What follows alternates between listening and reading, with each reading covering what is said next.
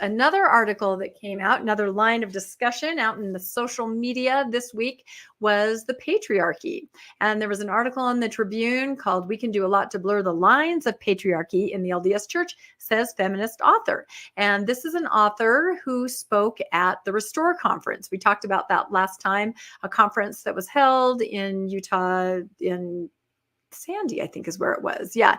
Anyway, all kinds of speakers, more progressive, perhaps Mormons, looking for ways to exist in Mormonism. And this speaker talked about the patriarchy.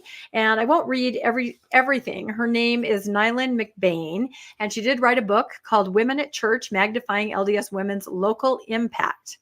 And one thing that she said that stood out right up front, she wanted to make it very clear, is she said, members of the Church of Jesus Christ of Latter-day Saints must acknowledge that the faith is a patriarchy. There you go. Mic drop. She started out right up front by saying, yes, it's a patriarchy. Okay, tell us something that we don't know. So she goes on and she says, many of us do not see the extent to which our organizational structure, the language we use, the understanding of God, our quoting of spiritual authorities, our visual representations in our meetings, and the stories of our scriptures, she told the audience at Restore, they all center on experiences and viewpoints of men. And I agree with her. We don't see it. We were raised in it. That's just how it is. That's what's in the air. It's interesting to talk to people who attend the church from other denominations, and you'll read things where they say, God, where are the women? Where are the women's voices? Where are the women's stories? Where is anything about women? I don't know if a lot of us inside of it see it, especially people of a certain generation, my generation. Younger women do, and we're going to talk about that more in a minute. So her book, and this was an interview on Mormon Land, she talks about, strides toward gender equality in the church. What can we do? And she again states, I want to be very clear, we do live in a patriarchal governance. And what she's talking about is finding ways to exist within this so that women feel fulfilled, they feel heard, and they feel like they have a role. She's not saying there's any way to change it. It's kind of a given that it's there. But are there things that we can do to be able to feel fulfilled while attending church within this patriarchal system? And she basically says, women don't have the priesthood. There are no female prophets or general authorities, but we can do a lot to blur the lines of the patriarchy at the local level. So in a nutshell, she's talking about hoping that you have local leaders that will give women some leeway and some wiggle room and be understanding and allow women to take a more active role and an active part. And I think I've seen that as a woman in the church. I've been in some wards where women got to do quite a bit. Then other wards where it was really tamped down and women couldn't do enough. So she's saying we need to kind of, throw ourselves on the good graces of local leaders who are trying to do the right thing because they're there in the trenches on the ground with women, seeing, their frustration, seeing their talents that are wasted, and hoping that these local leaders will be able to do something to facilitate women having more of an active role. So she says she's excited to see on the local level women holding babies when they're getting blessed, female contributors to bishops' councils, as long as they don't talk too much, as Elder Ballard said, suggesting that women speak at meetings, helping plan sacrament meetings. There's been a greater level of parity in the ward councils over the last 10 years. We've seen changes for women in the temple around the language of the temple ceremony, no longer having to covenant to obey your husband, who then obeys God, and women being witnesses at baptisms. And I would add to that women handing out towels. That's one of the bigger changes that happened recently. So again, she's trying to make it work for those that are staying in the church. You have to find a way where you can be at peace with what's happening as far as your autonomy and power in the ward. She has a really interesting point of view. She says, we just need to stop using the word priesthood. And I kind of agree with her here because it does no good. She's flat out saying women are not going to get the priesthood. This is not going to happen.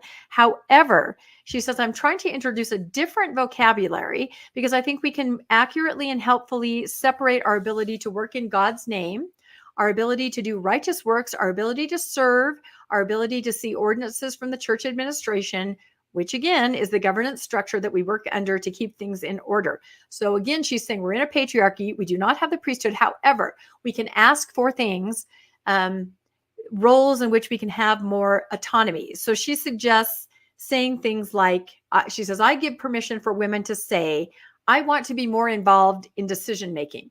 Whether that's actually overtly saying that to a male leader or saying that to yourself as a goal, I'm going to try to find a way to be more actively involved in decision making. Unfortunately, an 11-year-old boy has more power because they do have the priesthood, but you certainly can ask, or you certainly can give yourself permission to try to find that role somewhere in the church if you're staying in. I want to be able to have women who I request to be in my Relief Society presidency, my Young Women presidency, my primary presidency. I want that request to be honored. Okay, I don't even have to ask the chat how many people in the role in one of those presidencies who chose women prayerfully to serve with them and were told no. Again, this is what I'm saying. Unfortunately, you're not a decision maker. You can do all of that, but there is always someone above you in the church that can override that decision. As we've talked about before, even the General Relief Society presidency, the General Young Women's presidency, and any woman at the top, quote, quote, they don't report directly to the first presidency. They're on a committee and they're rotated in and out. They don't have any real power. So this is just kind of a way. She also says, I want women to be called because I receive stewardship over them. I don't want a man to be able to have veto power is what she's talking about. So again, you can talk to your bishop about that. You can make that okay in your mind, but is that really going to happen? It's leader roulette. That's kind of what you're pinning all of it on. And again, relying on local leaders. She says the governance of women can be drastically different from ward to ward. So she admits that, and from stake to stake. And that's probably the biggest downside and the most exhausting emotionally. And she points out the Bay Area stakes where women had been seated on the stand. This was a huge issue a year ago. And the area authority changed. He got wind of what was happening, and instantly the women were sent down from the stand. In that situation, women did kind of take a stand. That was a big issue for a couple months, kind of died down. So again, she says going forward, she's optimistic that people will take personal responsibility and stewardship. And then she says, use your imagination to read between the lines of the handbook. So again, local leaders, please try. There's got to be some wiggle room is what she's saying. There's got to be a way to include women. There's got to be a way to utilize women, utilize their talents. There are more women in the church than men. It's a complete wasted resource. But as we saw before from those guides on how to staff a ward can completely function without a single woman. And that's extremely telling. So she's trying to give women hope. She's trying to hope for them that they find themselves in a ward in a situation where it's going to work out. But again, I know that this book and this woman is very polarizing among women that I interact with, simply because it kind of says to women, just be there, just try, just wiggle around, just use your imagination instead of saying, I don't want to do this anymore. I'm going to step away. So any thoughts on this before I go to the last little part I have? I was going to say something along those lines, which is I know that Nyla McBain inhabits this space and champions this idea of trying to find the places in Mormonism and in the orthopraxy where it's not forbidden, expressly forbidden for women to do something, but it's sort of traditionally done by men. And to start working in that space to try and reclaim or claim some of that power, that authority, whatever you want to call it in the church. And on the other hand, of course, I'm sure that there are other people who look at that and see it as a bit tepid and want to be able to do everything that men can do, regardless of whether it's expressly prohibited. Yeah, I think you're right. Bill, any thoughts on that? Somebody in the comments said that this is sort of an apologetic approach, and it sort of is. Hey, everybody, things aren't the way we would want them to be, but you can find little ways to push back and to feel like you're making a difference. And as you guys point out, Are you really making much of a difference? No, because the thing's going to do what the thing's going to do. It'll react a little bit to nudges to be healthier. But in the long run, you're going to bang your head into the wall in a lot of frustration as you try to have a church experience that has some equality to it, that has some fairness to it, that has some goodness to it in terms of not manipulating you or bumping into you in ways that it's being unhealthy to you. You stretch out people's feeling they can hang around and try to stay with it until it self-corrects, but it never really self-corrects enough. And then people just end up hanging around longer, feeling a lot of frustration and misery. And again, feeling like they're banging their head into the wall and not getting very far. Yep. Just like my friend, the Stake Relief Society president, who has to take a Xanax every Sunday to get through the day.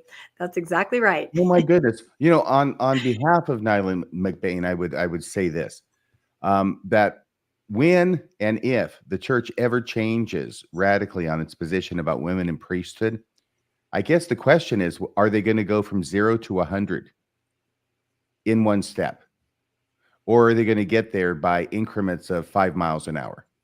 So going to 5, then 10, 15, 20, all the way up to 100. And if it's more likely, which it seems rational, it would be more likely for them to do it by increments of 5 miles an hour before they get to 100, then maybe Nyland McBain is on the right track. I don't know. I guess the future will tell. Yep. And because... Oh, go ahead, Bill. And because the world is always moving to, as Elder Holland says, the church never catches up. So even if you cause the church to change because 1 million Mormon women put their foot down, it will only change so far as it remains 4 decades behind the world's movement anyway. Yep, that's exactly right. I was talking about this with my co-host on Mormonish Landon, and he said, even if the church suddenly started putting women into these upper positions, we would never have a woman prophet for 100 years. You have to work your way up. You have to go through the system. You have to outlive everyone else. I mean, it just isn't going to happen quickly at all. We're looking at decades and decades. So the author is right. The small things are what you have to sort of hang your hat on, appease yourself with for now. She also points out that she hopes that girls will pass the sacrament soon. And that's completely doable. Everybody's reading, she says, D&C 59, where there's no reason they can't. And then she also pointed out the recent change that young women can now be greeters and are to be greeters and to arrange for the greeting at the beginning of sacrament meeting, which again is kind of a hostess role, isn't it? Mm-hmm. The hostess right with this the mostess. way, right this way.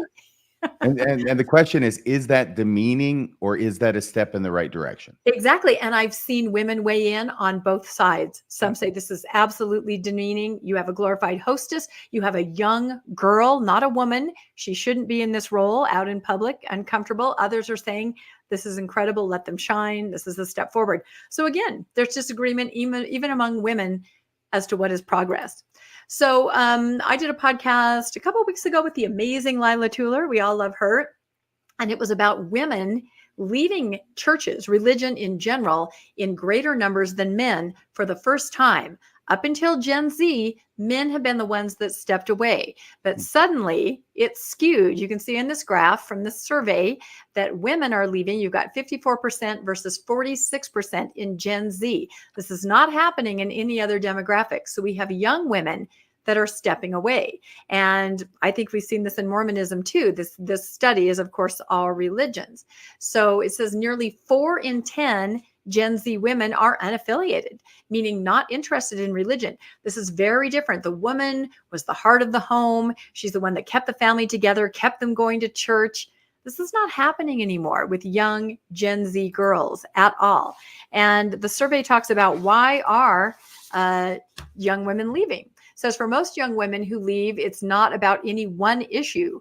Rather, it's a steady accumulation of negative experiences and dissonant teachings that make it difficult or impossible to stay, the report says. Again, this is not Mormonism. This is religion across the board.